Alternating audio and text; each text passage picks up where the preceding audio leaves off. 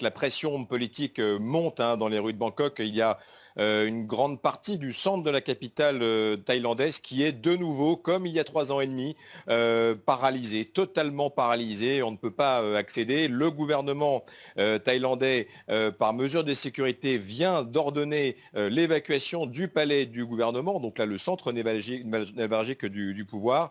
Et vous l'avez dit, ces chemises jaunes, donc c'est ce courant anti-gouvernemental, pro-establishment, a investi un certain nombre de points importants de la vie politique thaïlandaise. Le ministère du Commerce, qui est actuellement paralysé par les chemises jaunes, le bureau du Trésor, là où évidemment il y a l'argent, mais également ce qui est un peu nouveau, c'est qu'il y a une franche hostilité à l'égard des médias internationaux ou locaux. Actuellement, au moment où je vous parle, ça se passe à quelques centaines de mètres du bureau de France 24. Il y a une grande chaîne de télévision, Channel 3, et qui est totalement investi par les chemises jaunes, qui lui reprochent probablement d'être un peu trop pro-gouvernemental. Un reporter allemand a été pris à partie et frappé un peu plus tôt dans l'après-midi. Donc c'est une nouveauté, une sorte une hostilité assez, ou une défiance à l'égard de la presse en général. En tout cas, ce mouvement se donne 3 jours, c'est ce qu'ils ont dit, 3 jours pour déstabiliser le pays